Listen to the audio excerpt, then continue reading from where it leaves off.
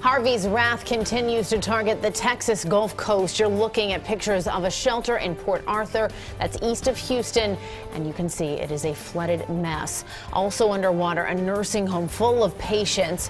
Port Arthur is largely submerged, along with nearby Beaumont. Rescues are underway in both places.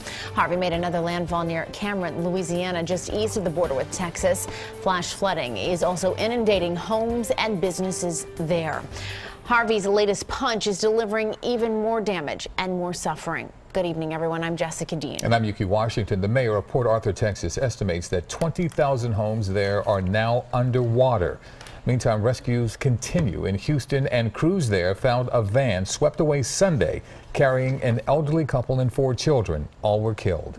Right now, more than 30,000 people are in shelters in Texas. CBS correspondent Kenneth Craig is tracking the latest devastation from Houston. Yuki and Jessica, I'm standing outside of the city's convention center where volunteers just continue to line up. So many of them from all over the place who just want to help.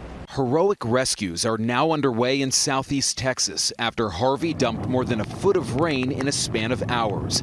Rescuers threw a lifeline to a man clinging to a tree limb in rushing water.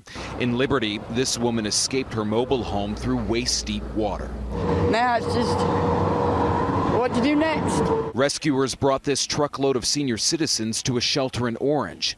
In Houston, people are finally seeing a glimmer of hope following 6 days of historic rainfall and catastrophic flooding. The water levels are going down. But as the water recedes, the death toll is rising. Police found the bodies of 2 grandparents and their 4 grandchildren inside a van that disappeared in floodwaters.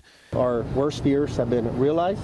And the rescue efforts continue. There are still people who are in their homes. They've been trapped on the 2nd floor. Volunteers like Greg Gashasan and Riley Fielder from Louisiana are helping. We don't know where they're at. If they're still in their attics and they can't get out. In you go, sweetheart. Today they rescued 2 families and found flood victims still refusing to leave.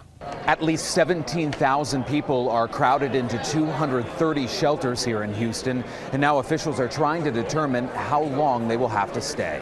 About 40,000 homes have water damage. When water sits in a house for several weeks, the house begins to degrade.